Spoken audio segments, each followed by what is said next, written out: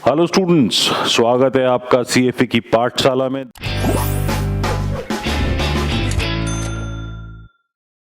दिल्ली में तो पड़ रही है कड़ाके की सर्दी।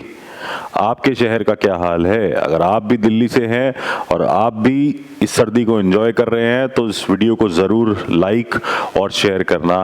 आज हम इसका सेकंड पार्ट बना रहे हैं। अगर आपने पहला पार्ट नहीं देखा तो यहाँ कहीं पे आपको एक लिंक आएगा, उससे पहला पार्ट देख लीजिएगा, about the anatomy of menstruation in females.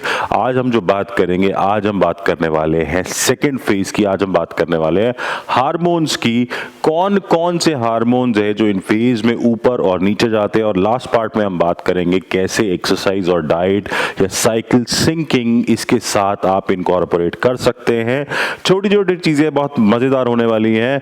कुछ वर्ड्स जो आपको याद रखने की जरूरत है यहाँ पर। FSH, इसका मतलब होता है फॉलिकल स्टिमुलेटिंग हार्मोन। LH का मतलब है ल्यूटेनाइजिंग हार्मोन, ईस्ट्रोजन और प्रोजेस्टेरॉन।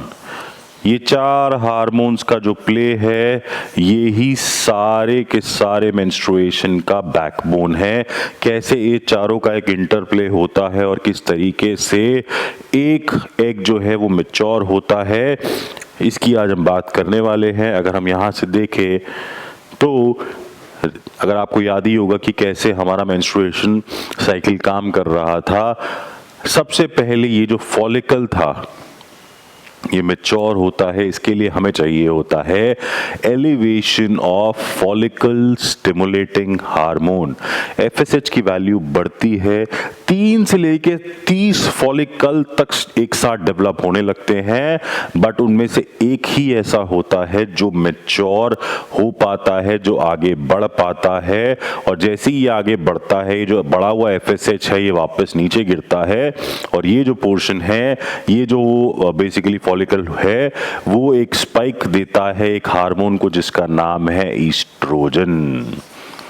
इस फॉलिकल के ईस्ट्रोजन के बढ़ने का पहले 14 दिन में ये पहला फेज होता है। उसके बाद जैसे जैसे फॉलिकल मैच्योर होता है, फिर हमारा अगला हार्मोन बढ़ता है जिसका नाम है ल्यूटिनाइजिंग हार्मोन, जिसका काम होता है ओव्यूलेशन। मतलब ये जो एग बना, इसको यहां से लेकर आना और इसको यहाँ यूट्रस में ड्रॉप कर देना। जब ये ईस्ट्रोजन बढ़ रहा है या जो ये निकल गया फॉलिकल, उसके बाद जो ये खाली जगह बच जाती है, इसको बोलते हैं कॉर्पस लूटियम।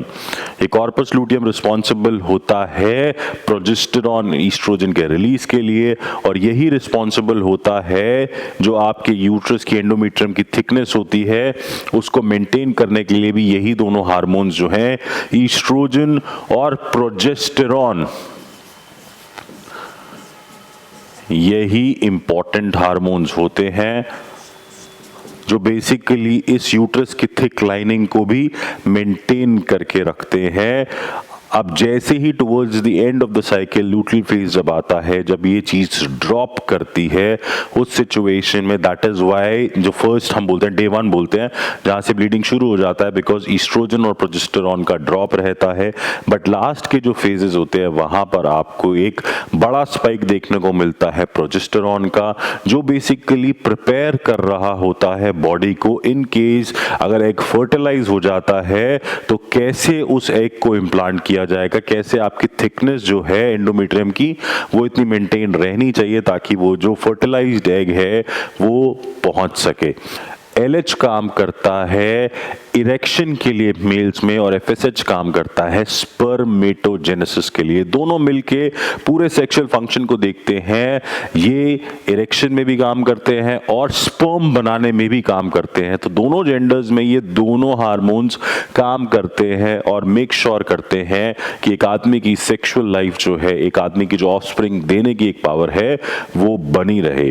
तो ये थे हार्मोन्स फीमेल बॉडी में, और कैसे मेल्स में भी कुछ काम करते हैं, चाहे वो इरेक्शन है, चाहे वो स्पर्मेटोजेनेसिस है। नेक्स्ट पार्ट में हम बात करने वाले हैं किस तरह से हार्मोन्स जो है डाइट और एक्सरसाइज के साथ सिंक करके आप एक बेटर प्रोग्राम बना सकते हैं।